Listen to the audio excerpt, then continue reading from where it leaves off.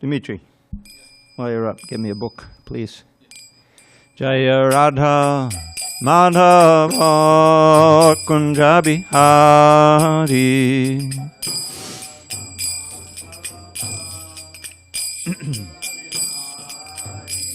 Jaya Radha Madhava Kunja Bihari.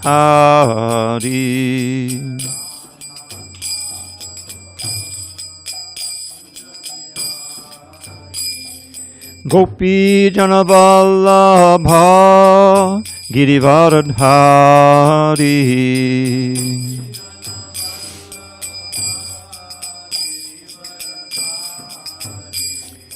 Gopi Janavallabha Girivaradhari.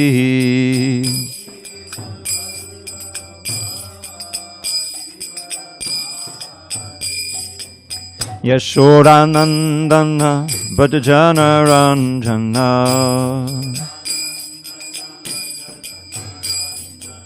Yashodanandana Bhajana Ranjana.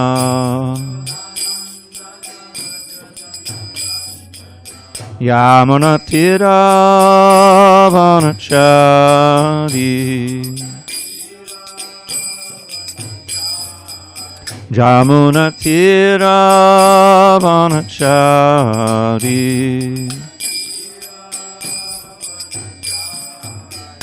Jaya Radha Madhava Kunja Bihari.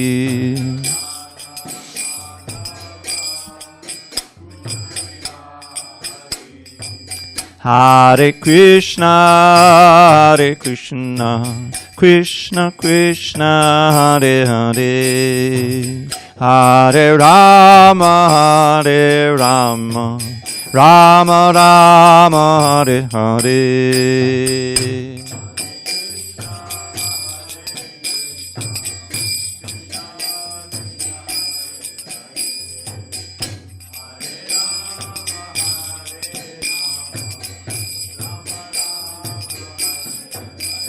Hare Krishna,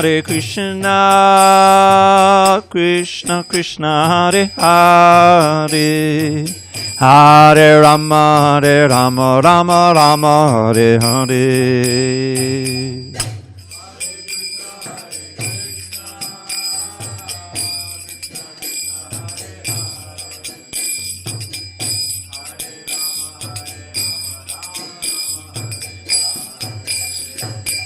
Hare Krishna, Krishna Krishna, Hare Hare, Hare Rama, Rama Rama, Hare Hare. Hare Krishna.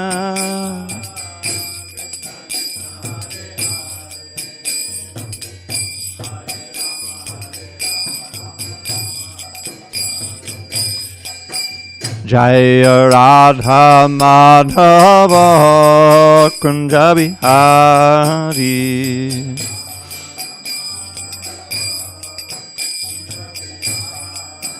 Jaya Radha Madhava Kunja Bihari.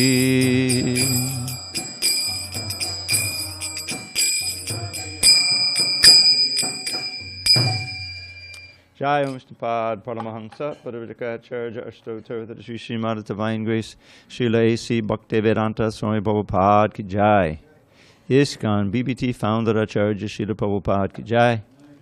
Jai Om Vishnupad Paramahamsa Padavadakacharya Ashtotar that Sri Srimad Divine Grace Srila Bhakti Siddhanta Saraswati Thakur Ki Jai.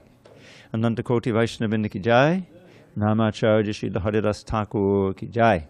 Srimad Bhagavad Gita Ki Jai. Samaveda Bhaktivinoda Ki Jai. All glories to the assembled devotees. All glory to the assembled devotees. All glory to the assembled devotees. All glory to Shri Guru and Gauranga. Page 197. What is it?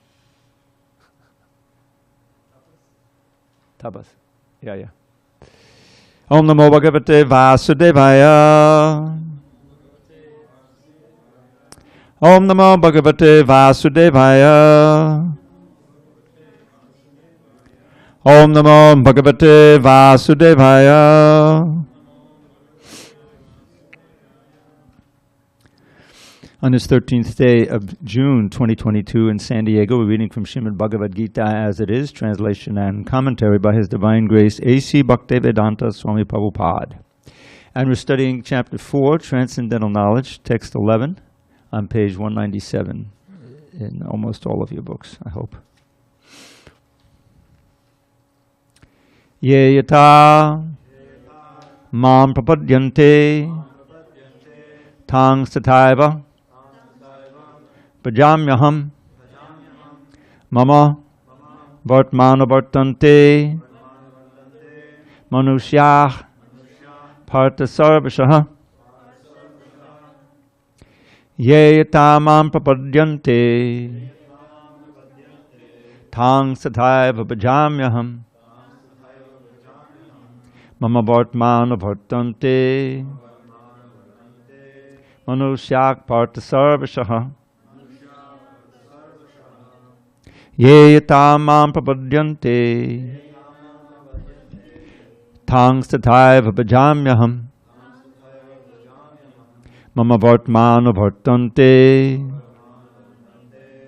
manusyak partha sarvashaha.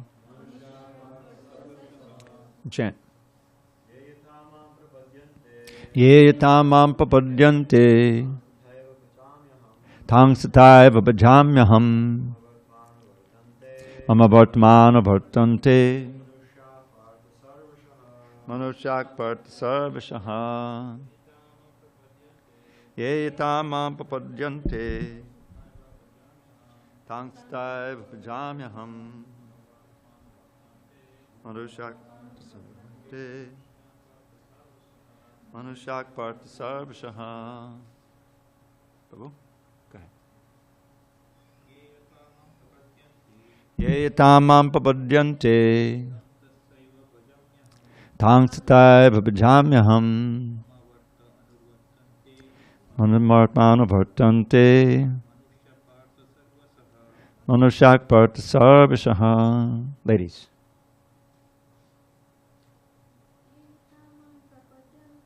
Ye tamam prapadyante tang sataiva bhajamyaham mama vartmana vartante manusyak partha sarvashaha.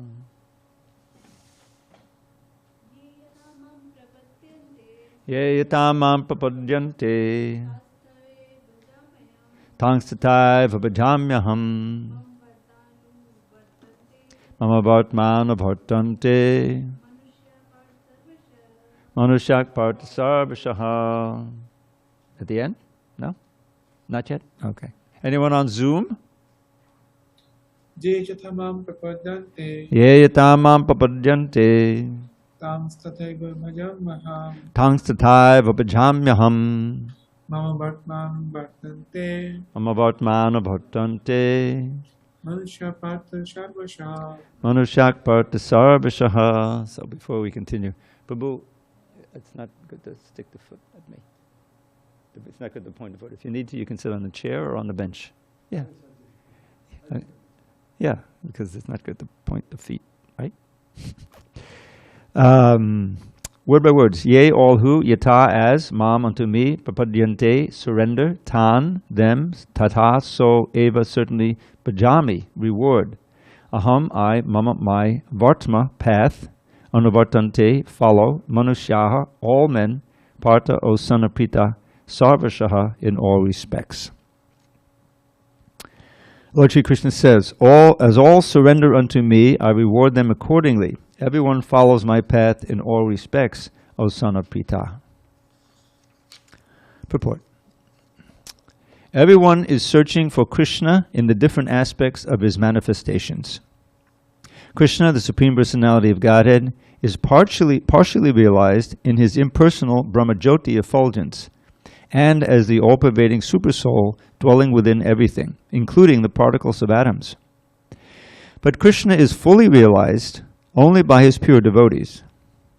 Consequently, Krishna is the object of everyone's realization. and thus anyone and everyone is satisfied according to one's desire to have him. In the transcendental world also, Krishna reciprocates with his pure devotees in the transcendental attitude, just as the devotee wants him. One devotee may want Krishna as supreme master, another as his personal friend, another as his son, and still another as his lover. Krishna rewards all the devotees equally according to their different intensities of love for him. In the material world, the same reciprocations of feelings are there, and they are equally exchanged by the Lord with the different types of worshippers. The pure devotees, both here and in the transcendental abode, associate with him in person and are able to render personal service to the Lord and thus derive transcendental bliss in his loving service. As for those who are impersonalists and who want to commit spiritual suicide by annihilating the individual existence of the living entity, Krishna helps also by absorbing them into his effulgence. Such impersonalists do not agree to accept the eternal blissful personality of Godhead. Consequently, they cannot relish the bliss of transcendental personal service to the Lord, having extinguished their individuality. Some of them, who are not firmly situated even in the impersonal existence, return to this material field to exhibit their dormant desires for activities. They are not admitted into the spiritual planets, but they are again given a chance to act on the material planets. For those who are fruitive workers, the Lord awards the desired results of their prescribed duties as the Yogeshwara, that's the Lord of sacrifice.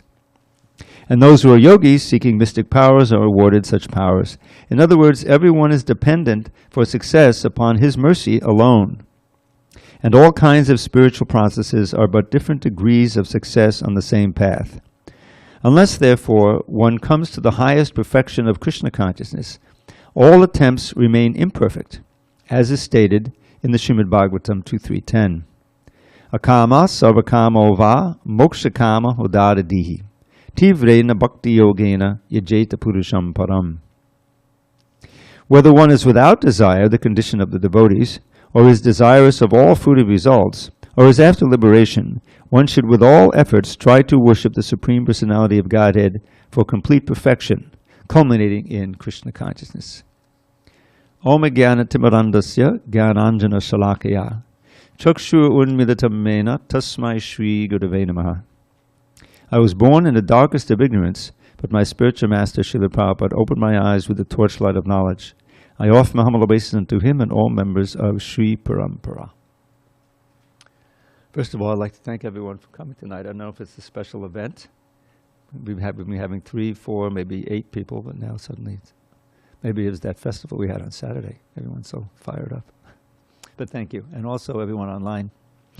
So this is a very important verse for understanding the process of devotional service. I was when I first read this verse, I was fascinated by the word bhajami in the first line. Tam sataiva bhajamyaham. Because bhajami is worship, right? It has the same root as bhakti. And it's what we do for Krishna. We worship Krishna. But here it says he worships, or probably reciprocates, with those who, however they approach him. So this is a central principle of bhakti. If you look up the word bhakti in the Sanskrit dictionary, you'll find that it doesn't just mean devotional service or rendering loving service, but it means the exchange of love between the worship and the worshipper and the worshipped, rather. And so Krishna is reciprocating. Now, for most people, they don't know anything about Krishna. Certainly in the West, millions of people.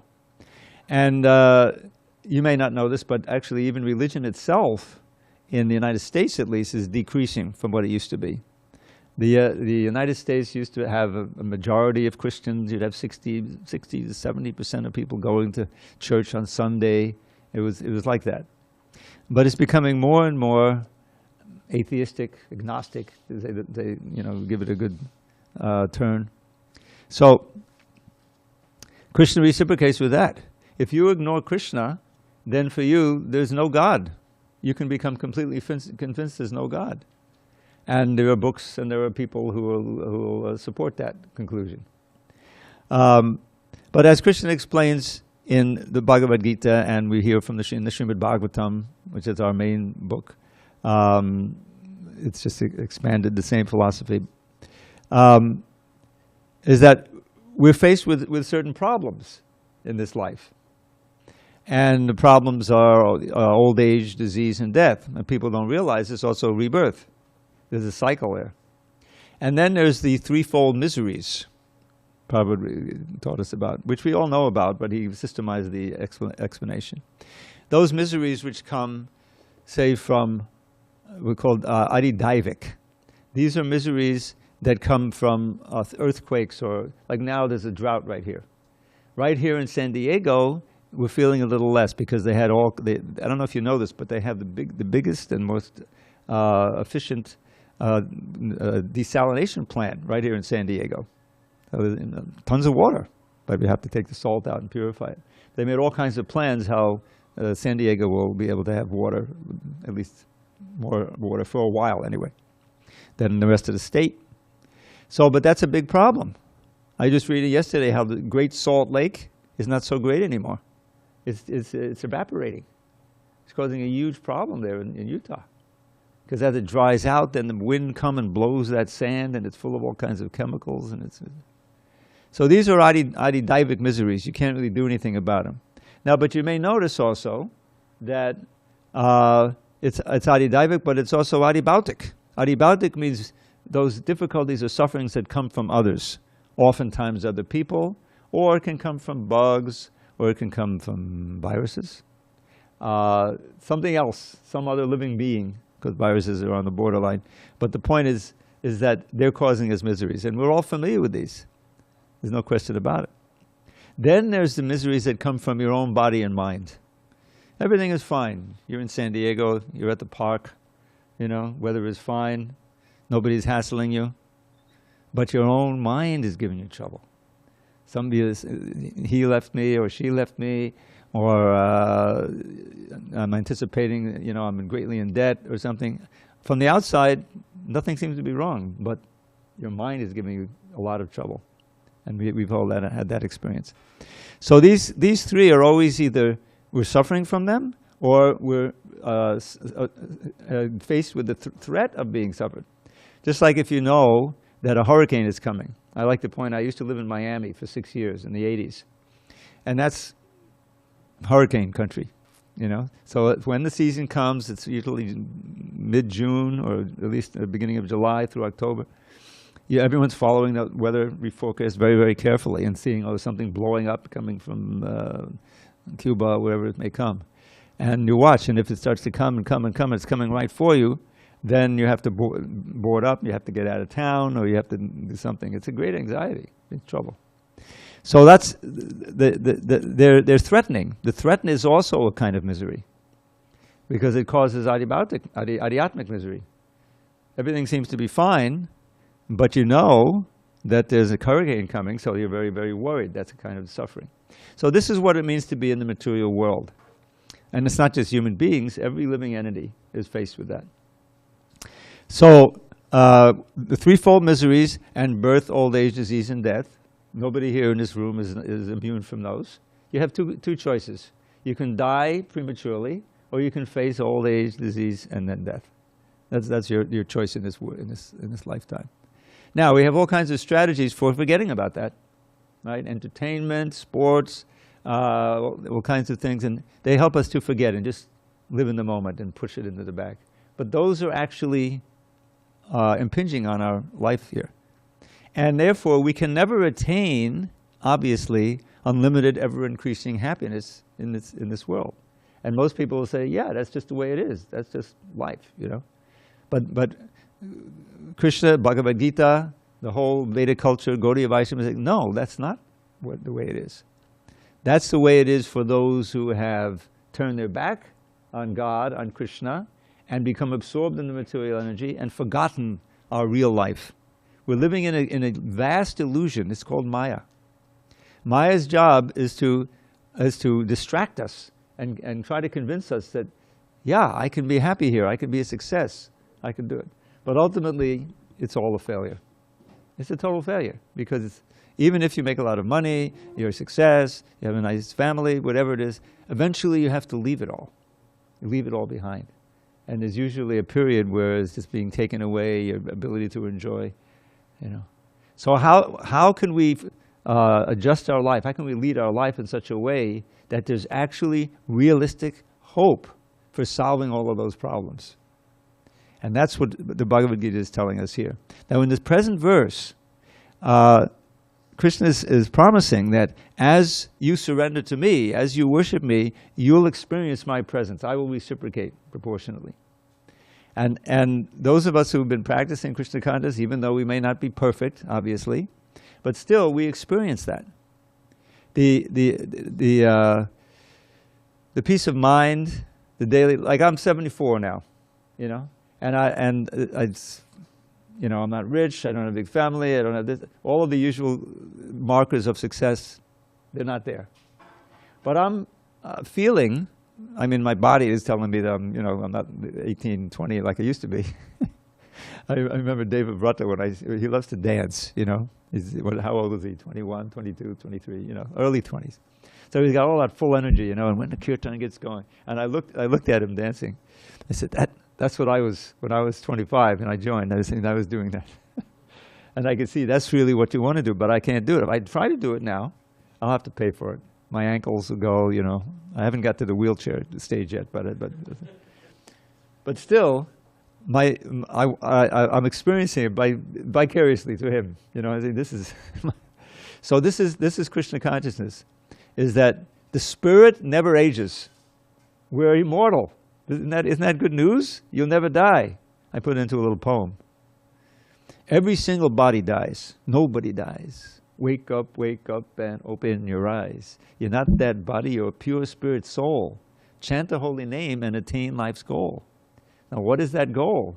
Is to come out of this multi-million years illusion that we've been in. How many births and deaths have we faced? We don't know. If we knew, we'd have a massive case of PTSD, you can imagine. But luckily, that's part of Krishna's mercy. It lets us forget. But now he's trying to remind us. The great acharyas like Srila Prabhupada come in order to exactly say this. Wake up. There's a song, Bhaktivinoda Thakur, wake up, sleeping soul. Lord Chaitanya is singing the song. Take this holy name of Krishna. So what is the prospect? What is the goal of this Krishna consciousness? So here, as Krishna says, I reciprocate. So we want to learn from the acharyas in the scripture. There's three main sources of knowledge: Guru, Sadhu, and Shastra. Guru means the spiritual master. And they're not just one, spiritual masters. There is a spiritual master who initiates, called Diksha Guru. Very important, who accepts you into the line and gives you a new name, meaning you have a new identity. And you feel, oh, I have a new identity now, not cast away that old identity. And teaches also. Diksha Guru is also Shiksha Guru. Shiksha Guru is not initiating, but he will teach exactly what Krishna teaches in Bhagavad Gita. We don't have to invent anything new. We don't want to invent anything new. But teach it in such a way that's appropriate for the audience. Just like these books are so significant. I work in book production for many years. And Srila Prabhupada spoke in English. He got an instruction from his spiritual master. You should preach in English in the Western world, you know, because English is the English were ruling India at that time. But through the English, he knew that he could reach such a great audience, and it would be accepted and translated. And that's exactly what happened. Prabhupada produced these books in English, but when he had a team, he had a book trust in different languages. Now this Bhagavad Gita is 60, 70 world languages, being distributed by the millions. So, but that English was the gateway, you know. So Prabhupada presented the philosophy of Bhagavad Gita as it is, but gave the explanations and the translation in such a way that it could be understood by modern readers. So that was a great gift and a great sacrifice Srila Prabhupada did. And so Krishna reciprocates. We're taught that we so many things like bowing down to Krishna, recognizing the authority of the spiritual master, and chanting the holy name. is so important, is essential. You know, the chanting this Hare Krishna mantra, Hare Krishna, Krishna Krishna, Hare Hare, Hare Rama, Rama Rama, Hare. So Krishna is said he's within the heart as the super soul. And he understands as soon as we're making a little baby steps, trying to approach him, chant his name and so forth. And he reciprocates. How he explains in the 15th chapter. Sarvasya chahamrisa nivishto matta smitir jnanam apohanangsha. I'm situated in everyone's heart as the super soul, and for me come knowledge, remembrance, and intelligence. And forgetfulness also. So he will guide us. He will give us guidance, how you can improve your devotional service. And also you will feel a certain amount of happiness according to your sincerity and your approach and your focus on Krishna. In other words, you'll tap into the first drops of that ocean of nectar, happiness that we have in our hearts. Everyone's carrying it. But we've forgotten it, so we go outside and we keep frustrated. We're looking for unending, ever-increasing happiness. You can't find that in the material world. So we take a false reflection of it, but it's always disappointing. And as Krishna says in this immortal verse, which you probably heard me, those who heard this class many times, I've always quoted, Yehi sangsparjaja bhoga dukkha yonaya evate. That the very happiness you experience from the senses, and that includes the mind, contacting the object of the senses, that's the source of your misery. That will cause misery. It's obvious in cases where one of my neighbors smokes cigarettes, and sometimes other things, mostly cigarettes. And I know she's smoking because I see her walking outside the apartment. Her partner, or I think her husband actually, doesn't smoke. They have to go outside, So what's the point? It says right on the package, it's dangerous to your health. It's obvious. But still there's that compulsion. You've got yourself into a habit of this thing, and you're doing it against your own best interests. So all the sense gratification is like that. It's enticing, it gives you some fleeting pleasure, but it's against your best interests because it covers over your impetus for spiritual life. It makes you unable to experience spiritual happiness. They're 180 degrees opposite. So if we just stop by instruction and we start chanting Hare Krishna, we'll get a little taste of the spiritual pleasure. And simultaneously, we'll be able to give up all the attractions for spiritual, for material pleasure. This is how Krishna reciprocates. This is one of the ways he reciprocates. He gives us, not that we grit our teeth and clench our fists, and in this way we restrain ourselves. There has to be some of that, some willpower. But if you direct your senses to chanting Hare Krishna and serving Krishna, soon you find that these other things have less and less attraction for you, and you can easily give them up. And finally, you can say, "Good riddance." I smoked cigarettes for 8 years. I was 15 years old. This was in the 50s. 50s? No, early 60s. Everybody smoked. It was just a question. Okay, when are you going to start smoking, Tom? Come on, everybody's smoking. My whole junior high school, all in the movies, it was all smoking. But then luckily after 8 years, I was associated with others. I was starting to practice yoga, become a vegetarian. I said, this is crazy. I gave it up. And that was, a great decision. So all of the attractions of the material world can be seen in perspective as something we want to give up and transfer, dovetail our senses, purify our senses and our mind and intelligence by connecting them to Krishna. That connection is what yoga means. And here Krishna says, everybody is following my path. So some people, they don't know anything about God, but they're relating to him through his energy. There's no atom in this world that's not related to Krishna. But this material world, this Maya world, is arranged in such a way that it hides Krishna. And we forget. But once you read the Bhagavad Gita, we'll come to chapter 7. I am the light of the sun and the moon. I am the taste of water. I am the fragrance of the flower and the earth. I am the ability in man. Where is Krishna not?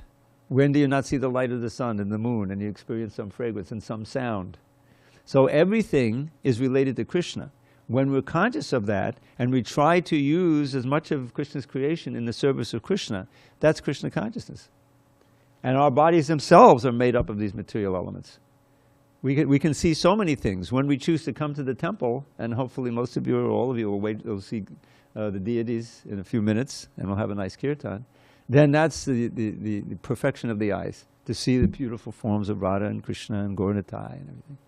And when you can hear 10 trillion different sounds, but when you hear Krishna's holy name or songs about Krishna, the Jaya Radha Madhava song, this is the perfection of the ears, and you're getting attracted to Krishna. The more that you understand the meaning, we have songbooks, it's up to you. And that is the most auspicious thing that we can do. So Krishna directly reciprocates, which is wonderful. It means that it's up to us. If we want to sincerely, do a service for Krishna, not that we're going to surrender our entire lives, all at once, but if we can do some sincere service every day, we get into a routine, according to Srila Prabhupada's instructions that he gave, getting up early, chanting, studying the Shastra before we go to work, offering our food, cooking only foods that are offerable. All of that Krishna sees and says, okay, I'll direct them to go this way, I'll give them this taste, and this. He's always helping us. Because why does Krishna care? Because we're all his children. It's as simple as that. He says in the 14th chapter that every living entity is my what is it? Sarva yonisha konteya murtiyak sambhavan tasam brahma mahajona aham bija padak pita. I'm the seed-giving father for every living entity. They've forgotten me, but I haven't forgotten them. So I'm going to try to arrange things so that they'll become conscious of me again and then come back home, back to Godhead. So it's a very personal, everything is personal, nothing impersonal. This impersonalism that Srila Prabhupada, he refers to, this is an artificial conception of the Supreme. Artificial meaning that we're persons. In order for us to emerge into the impersonal Brahman, we have to become non-persons. No form, no thoughts, I am that I am. Oh, what a relief. No more birth, no more death. But that's a negative. And what do I do? We're living beings. We want to have activities. It's completely artificial to not have senses, not have a brain, not have thoughts, not have feelings. No, we want to purify all those. And so we take on our spiritual body with senses, with mind, with love, everything. And that's what Srila Prabhupada gave us in the Bhagavad Purana. Explains Krishna's pastimes in detail and how he relates to his devotees. So all of us that's our home. And as Prabhupada immortally said, we want to go home, back to Godhead. And Krishna will help us, as he says right here. Now one other point about this verse quoted in the purport. Akama savakama va moksha kama hudadadi tivrena bhakti yogena yajeta purusham param. This verse comes at the end of a whole series of verses near the beginning of the second canto, in the third chapter. Because the gods are also real, the heavens are real. If you want to have good knowledge, worship Saraswati. Good health you need, worship Surya, worship the sun god. If you want to get a good wife, worship Uma. If you want to have a powerful body, worship Indra. There's a whole list. It's almost like a shopping list, And then at the end of all of that, it says, but those who are udaradi, means really intelligent, whether they're free of all desire, or they want all kinds of desires, akama, sarvakamava, or you want liberation, those who are intelligent will practice intense devotional service, tivrena bhakti yogena, to the Supreme Person, Purusham Param. In other words, don't think that, okay, I know that this world is a world of birth and death, it's not very happy, but Indraloka, I've heard they have Nandana there. It's very nice. I've read it in the Rig Veda. It's, you can aspire to go there. That's also in the Bhagavad Gita. But Krishna says, not a good idea. Because you may worship me indirectly. You're worshiping Krishna indirectly by worshiping the gods. And then, Tetam Bhuktva Swargalokam. It's called Swargaloka, material heaven. Tetam Bhuktva Swargalokam Vishalam. Means you'll enjoy godly delights, much longer, much more wholesome, not self-destructive. But unfortunately, you're spending your punya, your pious credits. So chine punya, when those pious credits are exhausted, martya lokam vishanti, you come back down to this world of death. And so even if you succeed to get there, you're just going and coming, going and coming. This has not helped you in your endeavor to end the rounds of birth and death Birth and death is there on the heavenly planets also, material heaven. So we shouldn't get diverted. We should not get diverted to worship this God, that God, this God, that God. One-pointed. Tivrena Bhakti Yogena to the Supreme Person, that's Krishna. And that all our desires will be fulfilled.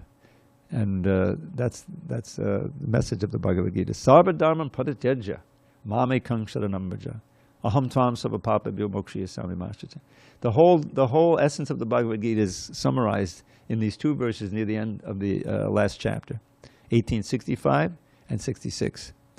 Previous verse, Manmana, Bhavamad Bhakto, Murjajim Nam Namaskuru, Mame Vaishasi Satyam Te Pradijane Priyosi Me.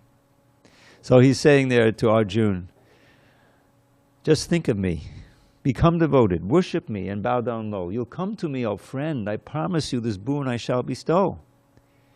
Give up all other dharmas and surrender only unto me. From your sins I'll nullify, O Arjuna, from anxiety be free. So the whole thing is there in those two verses. This, and Krishna is saying, I will reciprocate. You'll come to me. You're my friend. I'm your eternal friend.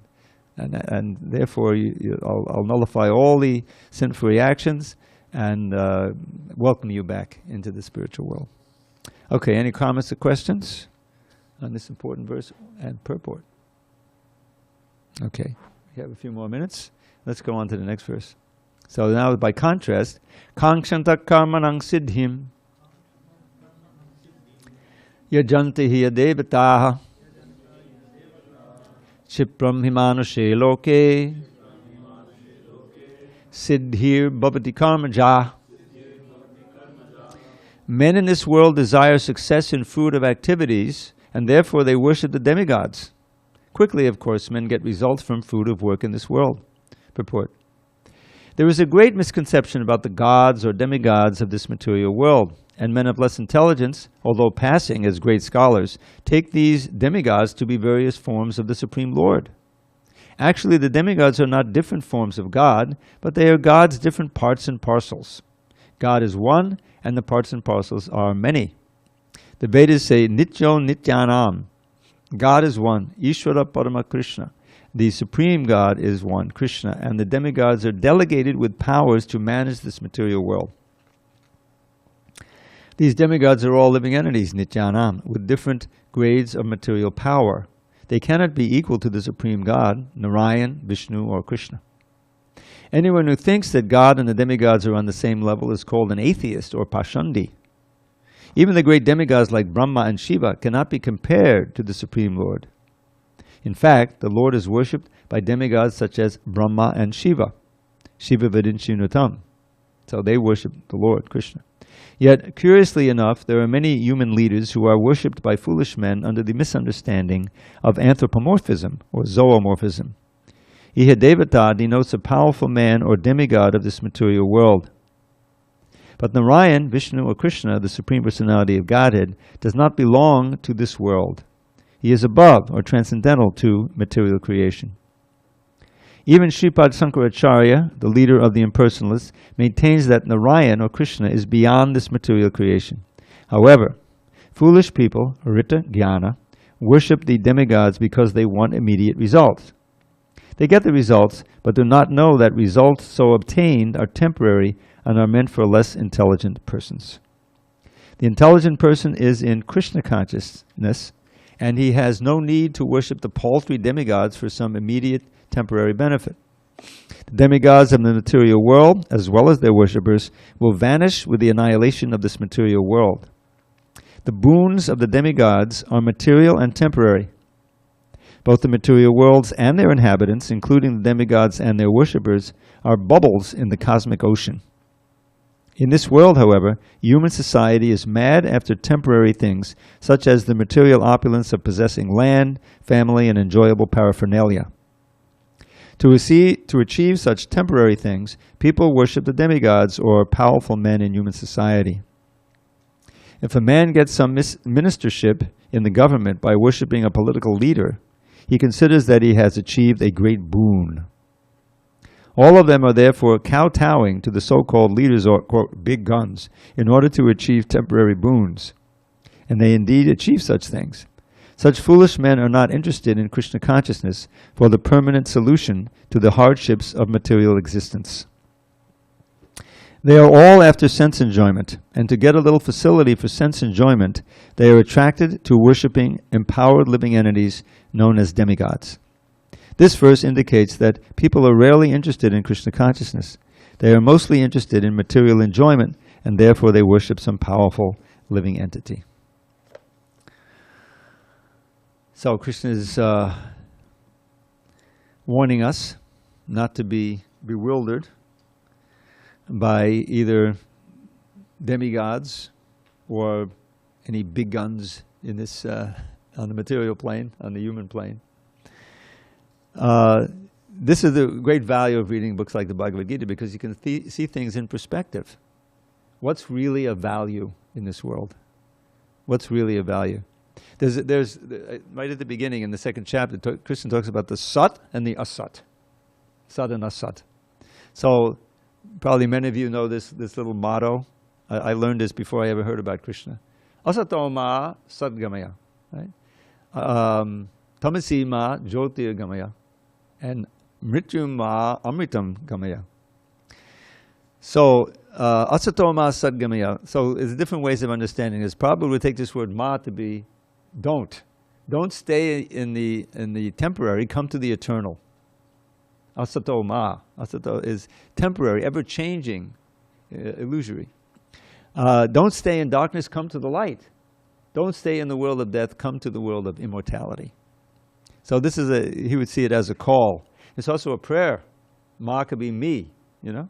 Oh my Lord, please take me from the temporary to the eternal, from the darkness to light, from death to immortality.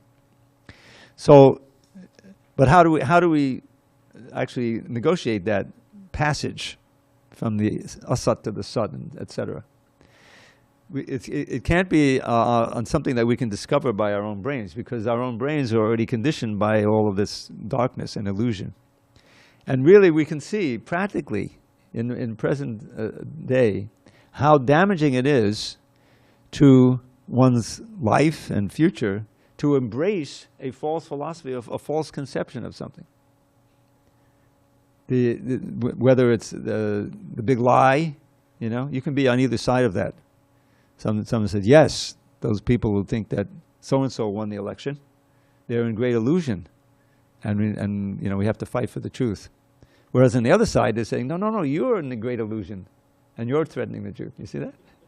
But either way, there's millions and millions of people, aside from practically 100% of illusion that this is our home and that we can be happy here, of embracing a completely false paradigm and set of facts and living by it, and thinking people on the other side are in complete illusion. You see how it's so important to actually have the truth. What is the reality? And that's what these books are giving us. That's what that's what Krishna consciousness is. The reality is that we're fragile little beings. We all have human bodies now, which is very fortunate. The only gateway, the only junction by which we can escape this. Dogs and cats can't do it. Insects can't do it. Certainly plants don't understand. You can bring a potted plant in there, and they can be very religiously attending every Bhagavad Gita class. It won't help much. So we shouldn't be potted plants. We should be hearing and taking the knowledge and embracing it. What this is again, this instruction that the desiring success and fruit of activities is self-defeating. This idea of fruit of activities, it's kind of such a given. What does that mean? It means acting wholly and solely just for the benefit of your own senses and your self-centered aggrandizement. I mean, even in ordinary life, you understand, well, someone, at least you work for your family, you know, you sacrifice for your children and so forth. There's that sense of human life being a life of caring and empathy for others, not just self-centeredness. But even there, we say that, okay, well, this is my family and this is, you know, my domain. But actually, what is that? It's if living entities come and they're related to them for a little while, and then you die, they move away. And it's very, very ephemeral, these relationships. What is that relationship that's not ephemeral, which is temporary? It's with God, it's with Krishna. He's always with us. We're his eternal friends, servants, lovers, whatever it may be, our specific rasa relationship. But all of that, these are all just reflections, perverted reflections. Yes, there's family life in the spiritual world. There's so much love, there's care, Krishna can be the child, and you can have that eternal relationship. But that you can't have it here. You can have it for a few years, but then the child grows up, you grow up, you die, he dies, she dies. It's obviously temporary. So since we're eternal, we should look for that eternal, perfect relationship, which is available with Krishna. So we shouldn't desire, we shouldn't aspire for so-called perfection on the material plane. It's not going to be there. Now this idea of anthropomorphism, you may not know what that means. That's the idea that man, we need a God, to get through life. And so we create the idea that God has a human form. That's anthropomorphism. But actually, we have a godlike form. Krishna's form is eternal. His human form is the original form. That's why we have this human form. It's not that we imagine God to be human, but our form, at least in this body, is human because God has senses. He has eyes and nose and all these different things in perfection. So it's exactly opposite.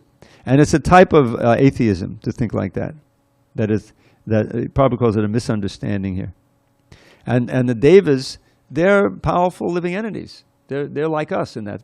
They have high positions. But just look at Indra. He has a very responsible position, take care of the weather and all these things. But he tends to lose his perspective. Again and again. Indra. It's not an accident that his name is close to the word for senses. Indriya. He's very much into the senses. And he is even ready to fight with Krishna. Krishna went all the way back to heaven to return the earrings that were stolen of Aditya, Indra's mother. And he went with Satyabhama on the back of Garuda. And then when Satyabhama was there, she saw the parijata tree, flower. And she said, "Oh, I wanted this parijata." So Krishna said, "Okay." So he took I think he took a tree, right? And then Indra said, No, you can't take. Are you kidding? We just came all the way back here. Didn't you remember Govardhan Puja? And there was a fight. Finally they took the tree. And Shukadev Goswami, in that part of it, he has some unkind words for Indra. Said, look at this. But it's very instructive. The material desire covers your memory. It covers your intelligence. We learned that in the last chapter. The more that you're involved in trying to, plan and work to satisfy your senses and actually satisfy them, the more that your real intelligence will be covered. It says, "Avritam jnanametana jnananatyavaidana," that the knowledge of the living entity, knowledge that I'm a servant of Krishna, is completely covered by this material desire. So what do? We dovetail those desires for Krishna, just like eating. We all like to eat nice food. So, okay, there's a method. You learn how to prepare nice vegetarian preparations for Krishna. You offer them to him for his pleasure. You're thinking like that. And then you enjoy the remnants. That's authorized. And we see in Lord Chaitanya's Leela, that's a central part in Prabhupada's movement. There's no sin there. But if you just go down to Ralph's, and you buy some unmentionable foodstuffs or just a bag of Doritos, you plop down on your TV and you eat it. You're burying yourself more and more in material life, assuring another birth. Was it worth it? Eating all the Doritos? You're insured of birth, old age, disease, and death. I like to point out that material life means a little pleasures here and there, flickering pleasures, and a whole lot of pain. Way out of proportion to the pleasures. Birth and death, losing the human form, staying in this world which is about to be annihilated. So use your intelligence. Yes, we can control the senses and read this, not that, eat this, not that, hear this, not that. Make the decision so that you become purified, uplifted, and then there's a wonderful thing. It's never lost. Whatever you do in Krishna consciousness, it's always with you. In this endeavor, there's no loss and no diminution. That means that even if you come to class one time and never come again and you never do anything else, that's with you. You have to come back again to come to another Bhagavad Gita class. Hopefully it won't be me teaching. Maybe I'm back in I'm back to God, hopefully. But the point is that whereas in material life you may make $1 million, $1 billion, it's all lost. The whole thing is lost, right? Can't take it with you. So we should invest in Krishna consciousness. I'm sorry I took all the time. There's no time for questions. But there is time for one more little poem. So this isn't no philosophy. This is just one of the countless beautiful verses that you can learn to remind you of Krishna and become completely detached from Maya, at least for as long as you chant this. Where does he put it? You know this one. Udasi Pudis Pudadindidamindindin Mandira Sujolasitam Hadamanganat Mangala Mangala Sachandanam Vande. Just the aesthetics of it. Can't you hear the meter and the sound? So what it means is, upon his chest is manifest the mark of goddess Shri. That's a certain mark he has for the goddess of fortune. Upon his chest is manifest the mark of goddess Shri, and there to rest the best of breeds, a temple for the bees who worship him by singing hymns that limn his loving play. L-I-M-N means to describe. They worship him by singing hymns that limn his loving play, while Shri Hari most gleefully acclaims the way they pray. For Braja's love-mad milkmaids and for all the Brahmins' wives, Shri Krishna is the ultimate good fortune in their lives. His sandal-paste anointed limbs bedim the full moon's glow. Unto the lotus feet of Shri Hari, I bow down low. What's not to like? All glories to Srila Prabhupada. Haribol.